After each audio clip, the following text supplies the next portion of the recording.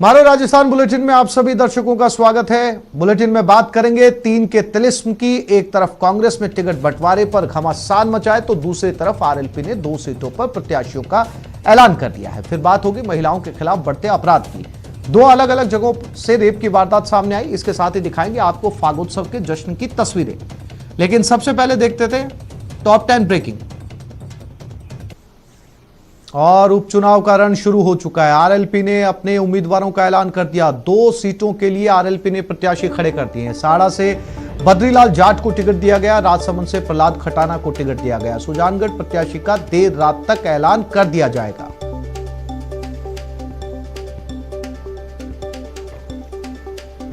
तो 2 सीटों के लिए आरएलपी अपने उम्मीदवार तय कर चुकी है और तीसरी सीट के लिए बताया जा रहा है कि देर रात तक तय कर लिया जाएगा।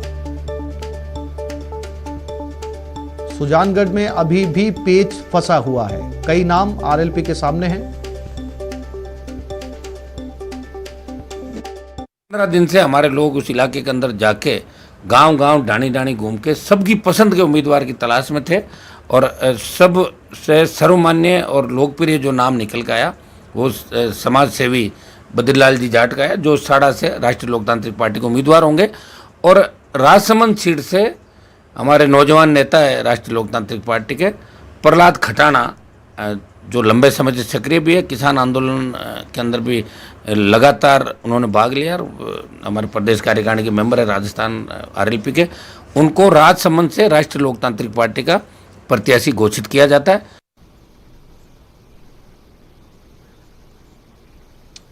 और इसी खबर पर ज्यादा जानकारी के लिए हमारे संवाददाता दिनेश शर्मा हमारे साथ जुड़ गए। उनके साथ बात करते हैं। दिनेश, 2 सीटों पर नाम फाइनल कर लिए गए, तीसरी पर अभी भी पेच फंसा हुआ है। कई नाम जो है वो आरएलपी के सामने। बताया जा रहा है कि देर रात तक सुजानगढ़ के प्रत्याशी का नाम भी सामने आ जाएगा। कहां फंस रहा है पेच, दिनेश? अब बिल्कुल देखिए, आज आरएलपी संयोजक जो हनुमान बेनीवाल है उन्होंने प्रेस वार्ता की है और 2 जगहों पर प्रत्याशियों के नामों का ऐलान भी कर दिया है। सुजानगढ़ को लेकर अभी भी पेच फंसा हुआ है। आज ही देर रात तक, क्योंकि दावेदार कई हैं और उनमें से योग्य प्रत्याशी का चयन किया जाना है, तो कवायद यही की जा रही है कि ऐसे प्रत्याशी को उतारा जाए जो दोनों भाजपा और कांग्रेस के जो प्रत्याशी हैं उनके टक्कर दे सके। भाजपा और कांग्रेस क्योंकि अब अपने प्रत्याशी घोषित कर चुकी है, तो उनके सामने कौन योग्य उम्मीदवार हो सकता है जो आरएलपी के लिए अच्छे वोट बटोर सके, यही कवायद है। तो योग्य प्रत्याशी की तलाश जो है अभी भी पूरी नहीं हुई है आरएलपी की, और आज देर रात तक सुजानगढ़ के लिए भी नाम घोषित कर दिया जाएगा, ऐसा कहा गया है आरएलपी की ओर से। फिलहाल जो है वो 2 सीटों पर प्रत्याशी उतार दिए हैं पार्टी ने। बद्रीलाल जाट जो है, जो कि समाज सेवी हैं, उन्हें टिकट दिया गया है सहाड़ा से। और राजसमंद से प्रहलाद खटाना युवा नेता है और लंबे समय से सक्रिय है राजनीति में, तो उन्हें जो है टिकट दिया गया है। तो पार्टी कोशिश यही कर रही है कि भाजपा कांग्रेस के साथ इस मुकाबले को त्रिकोणीय बनाया जाए। सुजानगढ़ की अगर बात की जाए तो उस क्षेत्र में अच्छा खासा जाट वोट बैंक भी है। दूसरी सीटों पर भी जाट वोट बैंक अच्छी खासी तादाद में, और इस वोट बैंक में जो है वो आरएलपी की अच्छी खासी पकड़ है। साथ ही किसान आंदोलन का साथ आरएलपी ने दिया, तो आरएलपी को उम्मीद ये भी है कि किसान जो है वो आरएलपी का साथ इस चुनाव में देंगे। तो आरएलपी पूरी कोशिश कर रही है इस मुकाबले को त्रिकोणीय बनाने की, और ये जो क्षेत्र है इसमें अच्छा खासा प्रभाव आरएलपी का है, तो अच्छे खासे वोट भी आरएलपी के प्रत्याशी इस क्षेत्र में बटोर सकते हैं। पहले ही पार्टी ने ये ऐलान कर दिया था कि सभी सीटों पर जो भी उपचुनाव होंगे उन सभी सीटों पर अपने प्रत्याशी उतारेगी। बिल्कुल दिनेश, ये अपने आप में एक बड़ी चुनौती होगी। आप बने रहिए हमारे साथ महेंद्र बिश्नोई भी नागौर संवाददाता बने हुए, उनके पास चलते हैं। महेंद्र, जैसा कि दिनेश हमारे संवाददाता बता रहे हैं कि आरएलपी के सामने कड़ी चुनौती होगी कांग्रेस और बीजेपी की, क्योंकि आरएलपी को वो उम्मीदवार, वो चेहरे उतारने पड़ेंगे जो इन दोनों ही पार्टियों के दिग्गजों को जो है वो टक्कर दे सके। 2 सीटों पर नाम फाइनल हो चुके हैं। तीसरी सीट सुजानगढ़ से नाम देर रात तक सामने आ सकता है। कौन से उम्मीदवार महेंद्र सामने जो है वो आ सकते हैं, जिनके ऊपर भरोसा किया जा सकता है, जो सीट निकालने की क्षमता रखते हैं? महेंद्र, देखिए आसिफ, आरएलपी को सबसे अधिक जो उम्मीद है वो सुजानगढ़ से है। इसी कारण वहाँ प्रत्याशी को लेकर पेच फंसा हुआ है। सुबह से ही जब आज प्रेस वार्ता का समय था उस दौरान से ही बेनीवाल लगातार सुजानगढ़ को लेकर चर्चा कर रहे थे और जो वहां से टिकट मांग रहे हैं उनमें से जो सबसे अधिक योग्य प्रत्याशी कौन सा है, इसे लेकर मशक्कत बेनीवाल द्वारा की जा रही। क्योंकि जैसा दिनेश ने बताया था कि सुजानगढ़ में बड़ा जाट वोट बैंक है, इसके अलावा बेनीवाल ये देखना चाह रहे हैं कि SC/ST वर्ग का कौन सा ऐसा जो उम्मीदवार है जो सबसे योग्य होगा, ताकि जो सुजानगढ़ की सीट है उस पर ज्यादा पकड़ बनाई जा सके। दूसरा, RLP ने एक बड़ा दांव साड़ा में खेला है। साड़ा में जिस बद्रीलाल जाट को टिकट दिया गया है वो भाजपा के पिछले विधानसभा चुनाव में जो प्रत्याशी रहे थे रूपलाल जाट, उनके छोटे भाई है। तो एक तरह से ये कोशिश की जा रही है बेनीवाल की तरफ से कि जो बीजेपी का कोई मजबूत जो प्रत्याशी रहा पिछली बार, उसके भाई को टिकट दिया। और जो दूसरा प्रहलाद खटाना को जो टिकट दिया है, वो प्रहलाद खटाना RLP के मूल कार्यकर्ता है। जब से RLP की स्थापना हुई थी उसी समय से लगातार बेनीवाल के साथ जुड़े रहे। बेनीवाल ने आज प्रेस वार्ता में ये भी बात कही थी कि वो बिल्कुल ही ऐसे लोगों को टिकट इस चुनाव में देंगे जो मूल RLP की जो जमीन को जानते हैं। वो बीजेपी और कांग्रेस से आने वाले लोगों को टिकट नहीं देंगे, ये उन्होंने एकदम स्पष्ट कहा है। और ये भी कहा है कि उनसे कुछ लोगों ने संपर्क भी किया, लेकिन उनका ये स्टैंड है कि वो जो RLP के कार्यकर्ता है, जो जब से पार्टी की स्थापना हुई तब से जुड़े हुए हैं, उन्हीं लोगों को टिकट देंगे। जी महेंद्र, जानकारी के लिए आपका धन्यवाद।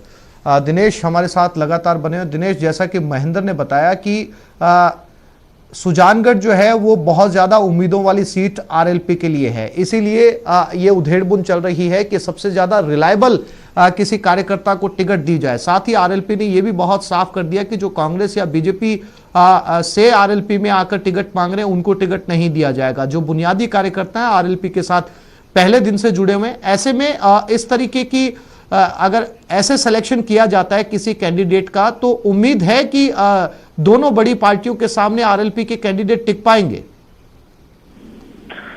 देखिए, RLP का अच्छा खासा प्रभाव इन क्षेत्रों में है और खासतौर से जाट वोट बैंक में, तो मुकाबले को कम से कम त्रिकोणीय तो RLP बना सकती है। प्रत्याशी अगर अच्छा हो तो दोनों को जो है वो कड़ी टक्कर RLP के प्रत्याशी देंगे। और जहां तक RLP के कार्यकर्ता को ही टिकट देने की बात है तो ये बहुत अच्छी बात कही जा सकती है, क्योंकि पैराशूट प्रत्याशी कम से कम RLP नहीं उतार रही है। वही कार्यकर्ता जो लगातार मेहनत करता है और पार्टी के आगे बढ़ाने में अपना योगदान देता है, उस पर अगर पार्टी विश्वास जताती है तो ये एक अच्छी शुरुआत हम कह सकते हैं इसे। और हनुमान बेनीवाल जो है वो काफी आश्वस्त हैं इन सीटों को लेकर। लगातार वो मेहनत इन क्षेत्रों में कर रहे हैं। कई दौरे भी उन्होंने इन क्षेत्रों में किए हैं। उपचुनाव वाले क्षेत्रों में उनकी पार्टी के जो लोग हैं वो लगातार सक्रिय हैं। प्रभारी वगैरह जो उन्होंने पहले ही नियुक्त कर चुके हैं। तो मेहनत पार्टी बड़े स्तर पर कर रही है और उम्मीदें भी काफी बड़ी उन्होंने संजोई है। बिल्कुल दिनेश, देखना होगा कि रात तक सुजानगढ़ से किस कैंडिडेट के नाम का ऐलान होता है और कितने टिकाऊ उम्मीदवार इस चुनाव में ये साबित होते हैं। फिलहाल तमाम जानकारी के लिए दिनेश आपका धन्यवाद।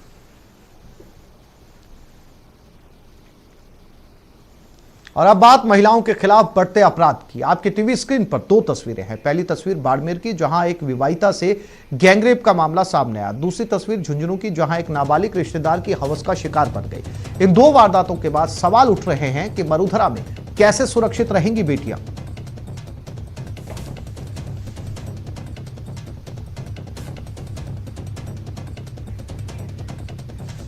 बाड़मेर शहर में लिफ्ट देने के बहाने गैंगरेप का सनसनीखेज मामला सामने आया। दरअसल महिला अपने 3 साल के बच्चे के साथ घर जा रही थी, तभी स्कॉर्पियो में सवार 3 लोगों ने उसे घर पहुंचाने के बहाने लिफ्ट दी, लेकिन उसे बलदेव नगर इलाके के एक मकान में ले जाया गया, जहां मासूम के गले पर चाकू रखकर महिला के साथ गैंगरेप की वारदात को अंजाम दिया गया। पीड़िता की रिपोर्ट के आधार पर महिला थाने में 2 नामजद समेत 3 आरोपियों के खिलाफ मामला दर्ज करवा चुकी है। फिलहाल पुलिस आरोपियों की तलाश में जुटी है। हम जा रही थी, पीछे से वो 3 लोग आए थे गाड़ी में, सुबह फॉर्च्यूनर में बैठ के। नाराम और तिलोकाराम और जगदीश कपूड़ी के निवासी है। उसने मेरे को बोला हम कश्मीर जा रहे हैं, आपको गांव छोड़ देंगे। तो मैंने विश्वास करके गाड़ी में बैठ गई। वो वापस आगे जाकर के गाड़ी वापस घुमा के उसके रूम लेके गए। उसके जाके मेरे तीनों ने मेरे साथ बलात्कार किया। तो उसके जो परिचित थे उनको वो पहले से भी जानती थी, जिनका नाम उसने नामजद दिया है रिपोर्ट में। और उन्होंने ये कहा कि हम आपको अपनी गाड़ी में आपके घर छोड़ देंगे कश्मीर, तो इसलिए वो उस गाड़ी में बैठी और उसके बाद में उसने रात को हमारे पास मुकदमा दर्ज कराया कि उसके साथ में सामूहिक बलात्कार हुआ। झुंझुनू में भी नाबालिग के साथ दुष्कर्म हुआ। आरोपी पीड़िता का रिश्तेदार है। मिली जानकारी के मुताबिक दुष्कर्मी उस दिन अपनी मौसी के पास ठाणी आया था। रात करीब 11 बजे आरोपी ने पीड़िता से दुष्कर्म किया और मोबाइल से उसकी अश्लील फोटो खींचकर आगे भी उसकी बात मानने के लिए कहा और बात नहीं मानने पर फोटो को वायरल करने की धमकी दी। इस घटना से डरी सहमी पीड़िता ने 2 दिन बाद अपनी नानी के साथ ननिहाल चली गई। बाद में पीड़िता के चाचा और दूसरे परिजनों के फोन पर अनजान नंबरों से अश्लील तस्वीरें आने लगी, जिसके बाद मामले का खुलासा हुआ। पीड़िता के चाचा की रिपोर्ट पर पुलिस आरोपी की गिरफ्तारी के लिए जगह जगह दबिश दे रही है। पेश किया नवलगढ़, लेकिन वो कल पिलानी मजिस्ट्रेट के बयान कराए जाएंगे। आज हो नहीं पाए बयान और मेडिकल करवा दिया गया है। और आरोपी इनके कोई रिश्ते में लगता है तो उसकी तलाश अभी जारी है, टीम रवाना की गई है। और अब बात रफ्तार के कहर की। कोटा में झालावाड़ नेशनल हाईवे 52 पर कालियाखेड़ी दर्रा स्टेशन गांव के बीच दर्दनाक हादसा हुआ। वाहन ने बाइक को टक्कर मार दी, जिसमें बाइक सवार 3 युवकों की मौत हो गई। पुलिस मामले की जांच पड़ताल में जुट गई और हादसे के जिम्मेदार वाहन की तलाश शुरू कर दी।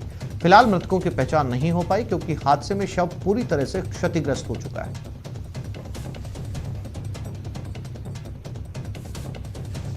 इस मामले पर लोकसभा स्पीकर ओम बिरला ने ट्वीट कर दुख जताया। उन्होंने अपने ट्वीट में लिखा, संसदीय क्षेत्र कोटा बूंदी में मंडाना के पास सड़क दुर्घटना में युवकों की मृत्यु पर शोक व्यक्त करता हूं। ईश्वर दिवंगत आत्माओं को शांति प्रदान करे और परिजनों को इस आघात को सहन करने की शक्ति दे।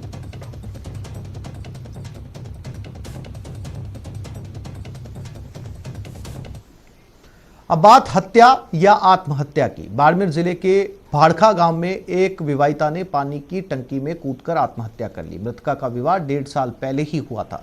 उसका शव आज घर में बने टांके में तैरता हुआ मिला। उसके पीहर पक्ष ने दहेज हत्या का आरोप लगाया। उन्होंने कहा कि हत्या कर शव को टंकी में डाल दिया गया। पुलिस मामले की जांच कर रही है।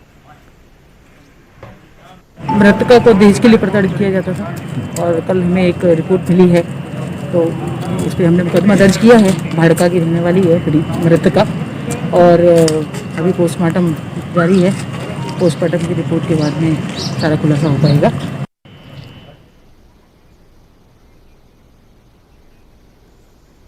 और राजधानी में चोरों के हौसले बुलंद है। दिन दहाड़े बाइक को पार कर लिया, डुप्लीकेट चाबी से इस बाइक को उड़ा लिया। जौहरी बाजार स्थित सब्जी मंडी की यह घटना है। पीड़ित ने सब्जी लेने के दौरान बाइक खड़ी की थी। घटना का सीसीटीवी फुटेज भी सामने आ चुका है। मानक चौक थाने का यह मामला बताया जा रहा है। वो ट्राई कर रहा था इतनी देर से बैठा।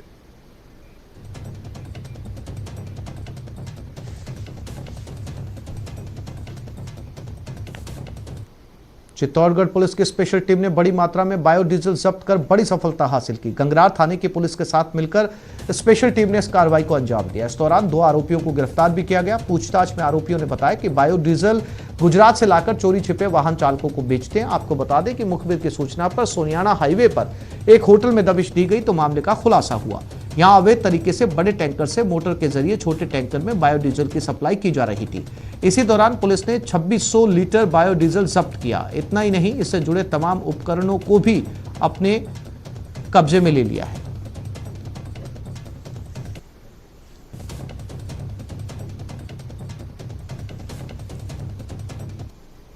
और अब रुक करते हैं अलवर का। हिंदू देवी देवताओं पर अश्लील टिप्पणी के वायरल वीडियो के विरोध में बीजेपी और हिंदू संगठनों ने रामगढ़ में विरोध रैली निकाली और उपखंड अधिकारी दफ्तर के बाहर धरना दिया। बीजेपी नेताओं ने गोविंदगढ़ थाने में घटना के संबंध में दर्ज मामले के सभी आरोपियों की तत्काल गिरफ्तारी की मांग की। धरना स्थल पर पहुंचे बीजेपी राष्ट्रीय कार्यकारिणी सदस्य ज्ञानदेव आहूजा ने कहा कि समुदाय विशेष के कुछ लोगों को राजनीतिक संरक्षण प्राप्त है, जिसके चलते रामगढ़ सहित पूरे मेवात में आए दिन हिंदू समुदाय की भावनाओं को आहत करने की घटनाएं हो रही है। आहूजा ने आरोपियों के खिलाफ तत्काल कार्रवाई की मांग की। हमारे आराध्य भगवान श्री राम, मर्यादा पुरुषोत्तम राम और माता सीता के संबंध में अश्लील शब्दों का प्रयोग, अश्लील बातों का प्रयोग यह वो कर रहे हैं। खेड़ी डोली पंचायत में शीतला माता के मंदिर में तोड़फोड़ की, मूर्ति को विध्वंस किया, तोड़ा और पुलिस ने उचित कार्रवाई नहीं की तो हम लोगों को उस पर धरना प्रदर्शन।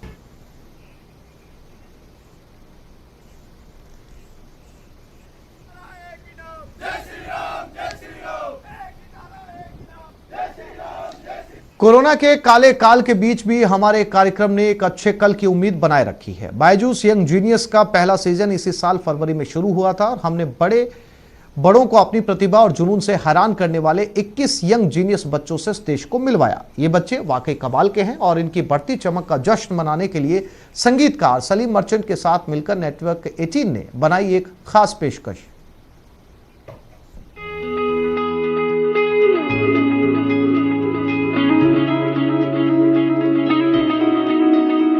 ये कैसे पॉसिबल है समझाए तो कोई, लगता कुछ अनरियल है, क्या जादू है कोई।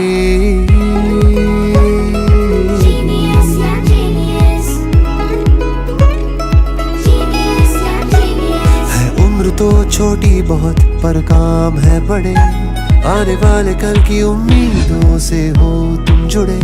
इस हुनर की होगी कदर, रुकेगा ना अब ये सफर। हमें नाज है तुम पे नाज है। You're the brightest सितारा,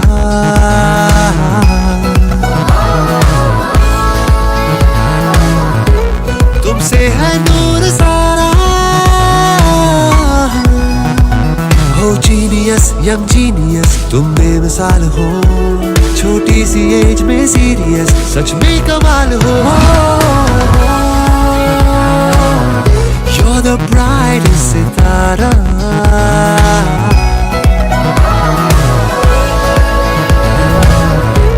तुमसे है नूर सारा, brightest सितारा।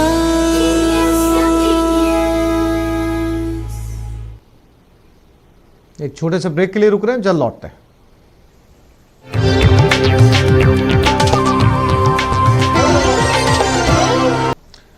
गुलाबी नगर अपने आप में रंगों का शहर है, लेकिन इस बार कोरोना के चलते होली की रौनक फीकी दिखाई दे रही है। हर साल परकोटा इलाके में होली पर खूब खरीदारी होती थी, लेकिन इस बार खरीदारों का कोई खास रुझान नहीं दिखाई दे रहा।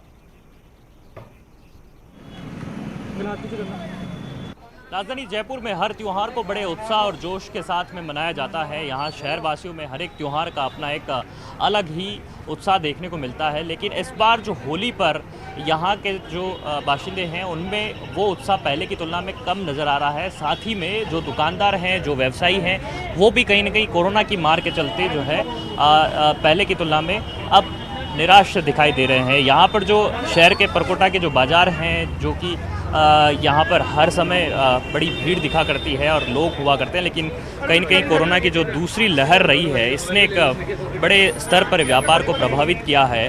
हालांकि बाज़ार में तमाम चीज़ें फिर से बिकने के लिए यहाँ पर होली पर मौजूद हैं, भले ही इसमें ये जो पिचकारियाँ हो जाएं बच्चों के लिए या फिर रंग गुलाल अबीर हो जाए या तमाम जो होलिका दहन की जो सामग्री है उसकी भी बात कर लें। यहाँ पर बाज़ार में काफ़ी सजाई गई हुई है, लेकिन इन्हें जो पर्याप्त खरीदार मिलने चाहिए उस तरीके से यहाँ पर जो खरीदार। तो इस बुलेटिन में फिलहाल इतना ही। नमस्कार।